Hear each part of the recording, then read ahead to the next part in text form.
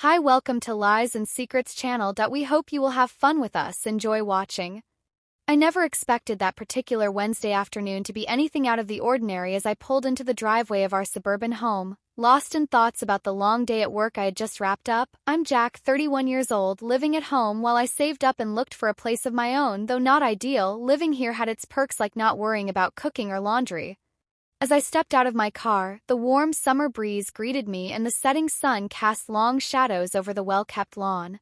The distant sounds of laughter from the backyard lifted my spirits.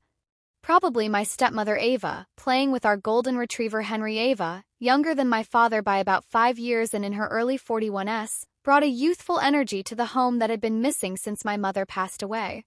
Initially I was skeptical of her, but over time I grew to appreciate her warmth and kindness.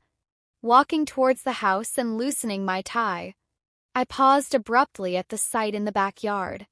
There was Ava sitting cross-legged on the grass, her honey-blonde hair cascading in loose waves, wearing a light sundress that highlighted her figure in ways I hadn't noticed before. Henry, full of energy, was bouncing around her, dropping a worn tennis ball at her feet. Go fetch Henry.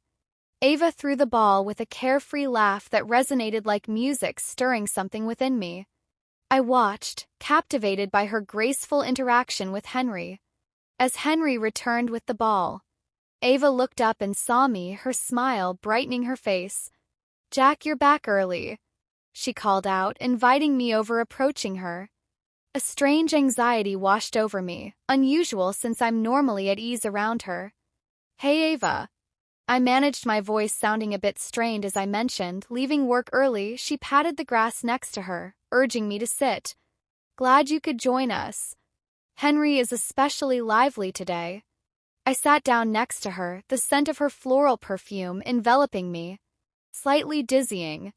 Henry dropped the ball between us, looking from one to the other expectantly.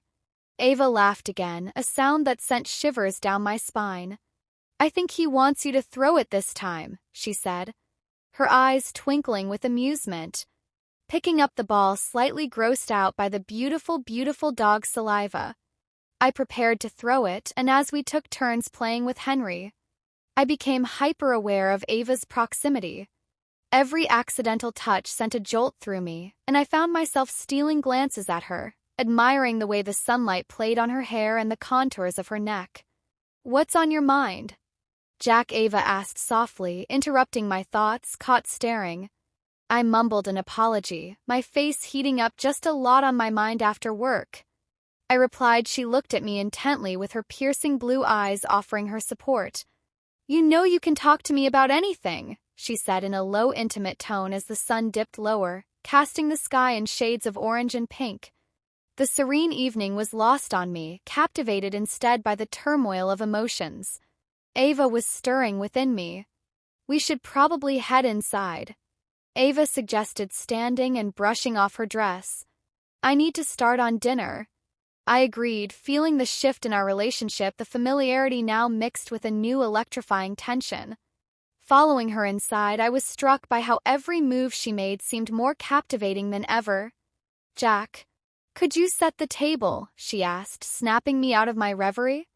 "Of course," I replied, grateful for the distraction as I began laying out the plates and cutlery, still unable to shake the intense feelings that had taken hold of me. But I wonder, was I just imagining the tension between us, or did Ava feel it too? The way she looked at me in the backyard, her lingering touch, were these signs of something more, or just figments of my overactive imagination? I shook my head, trying to clear these dangerous thoughts. This was Ava, my stepmother. Whatever I was feeling, it couldn't and shouldn't go any further yet. As our eyes met across the kitchen, I knew this was far from resolved. Something had been awakened in me, something not easily subdued. The rest of the evening passed in a blur of covert glances and unintentional touches. Every time Ava's hand brushed mine as she passed a dish, every meeting of our eyes across the table sent that familiar jolt through me. It was maddening, this constant awareness of her after dinner. As we cleaned up, the kitchen felt too small, the air charged with an unspoken tension. "I think I'll head to bed early," I announced, no longer able to bear the strain. "I've got an early start tomorrow." Ava nodded her smile. Slight. Sleep well.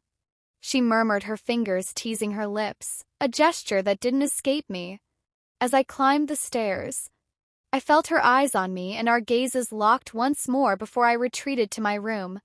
That night, as I lay in bed, thoughts of Ava invaded my sleep. Her figure in that sundress, her laughter. The feel of her touch. Sleep was elusive, and I knew this was just the beginning of a journey that would challenge every notion. I had a family, loyalty, and my own emotions lying there. I replayed every look, touch, and word from the afternoon, my rational mind trying to dismiss it all as taboo. Yet my heart pulsed with a different truth. Eventually sleep took me and I awoke to the dawn light spilling through my curtains. My dreams had been vivid, filled with images of Ava that now brought a blush to my cheeks, dragging myself downstairs. I hoped coffee might clear my head in the kitchen. Ava was there humming softly, her silhouette outlined by her silk RO. My heart skipped a beat. "Good morning, Jack." She greeted me softly, turning with a warm smile. "I see you're up early." I nodded, my voice failing me as she handed me a coffee, our fingers brushing, a spark igniting. "Couldn't sleep?" she asked, her eyes probing. "Not really." I admitted, sipping my coffee to hide my nerves. Ava leaned on the counter, her rope revealing just a hint of her collarbone. "Is everything all right? You seemed preoccupied last night," my heart pounded. "I'm fine," I managed, though she raised an eyebrow, clearly skeptical. "You know you can talk to me about anything." "Jack," she insisted, her concern genuine. Before I could stop myself, the words spilled out. "It's you. Ava, you are what's distracting me." Her eyes widened, and for a moment I thought I'd made a terrible mistake. But then a hint of desire flickered across her face. "Jack," she whispered, barely audible. "I'm not sure," I confessed, setting down my coffee. "Something changed that day in the backyard. I saw you differently, and now I can't stop thinking about you." After a tense pause, her eyes still locked on mine, she slowly reached out and took my hand. "Oh, Jack," she said softly, "I felt it for a long time, too." My heart ached at her words, even as my mind wrestled with the implications. "But what about Dad? This isn't right. How are things with him?" Ava sighed, tracing circles on the back of my hand. "Your father and I, we've been struggling for a while. It's been hard." I nodded, understanding the weight of our conversation. "What do we do now?" Instead of answering, Ava moved closer, her hand caressing my cheek. "I'm not sure," she murmured, "but I can't ignore these feelings any longer," she whispered, and then she said me.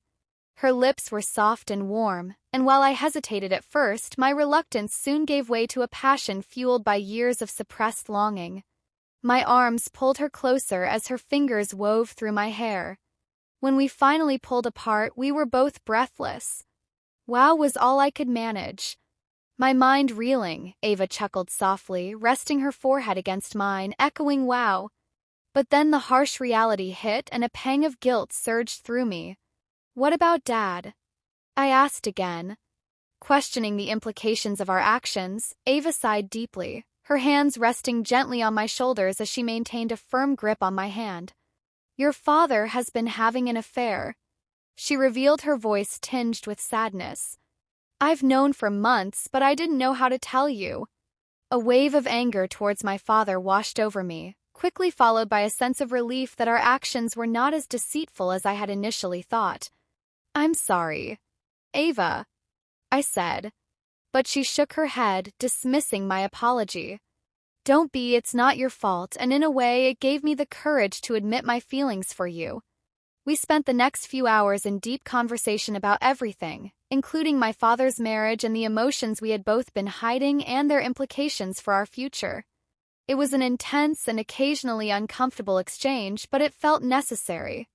As morning turned to afternoon, we decided to keep our feelings secret for the time being, giving us space to figure things out before potentially disrupting the lives of others. We knew the challenges ahead, but our connection was too strong to ignore. In the weeks that followed, Ava and I established a new routine. On the surface, everything seemed normal. We went about our daily lives and interacted with my father as if nothing had changed.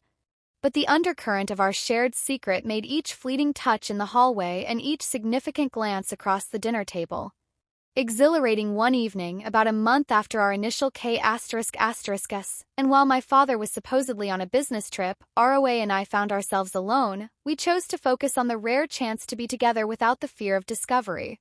Settled on the couch, ostensibly watching a movie, we were both far more aware of each other than the screen. Ava nestled against me, her head on my shoulder, and asked softly, "Jack, are you happy with this?"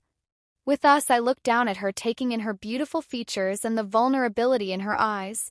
Happier than I've ever been. I answered truthfully. "Are you?" She smiled, her fingers tracing my jawline.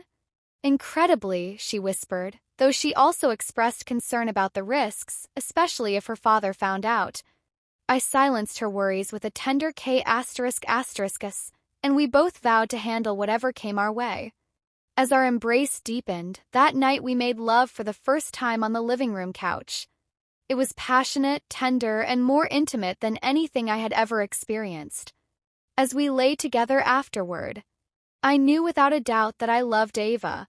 The weeks turned into months and our secret relationship grew stronger, even as the strain of hiding it began to weigh on us. Eventually, Roa suggested we needed to be honest with my father. I tensed, my hands stilling in her hair. "Are you sure?" I asked, my voice filled with anxiety. She propped herself on an elbow, looking down at me with determined blue eyes. "I love you, Jack. I want to be with you openly, and your father deserves to know the truth." Reluctantly, I agreed, and the next day we told my father everything. His reaction was volatile, with loud accusations and threats of disonement. It was a painful, chaotic time, but eventually a strange calm settled over the household. In the weeks that followed, Ava moved out and began divorce proceedings. I found my own apartment, needing space from the family home and its memories. It was a difficult period, marked by awkward family dinners and intense discussions, but Ava and I supported each other throughout. Our love, tested by family disapproval and societal judgment, only grew stronger. Now, a year later, Ava and I live together in a small house on the outskirts of town. My relationship with my father is still strained, but we're working on it, and he's even started dating someone new, which has helped ease some of the tension. Looking back, I could never have predicted how my life would change that sunny afternoon in the backyard. But as I watch Ava move around our kitchen, humming softly just like that fateful morning, I know I wouldn't change a thing. Our love may have started unconventional and faced challenges that could have broken a weaker bond, but it's real deep in ours. And as I walk over to embrace her, sing her passionately. I know this is exactly where I'm meant to be. Don't forget to subscribe to the channel, like, and leave a comment. If you enjoyed this story, this will help us create even more.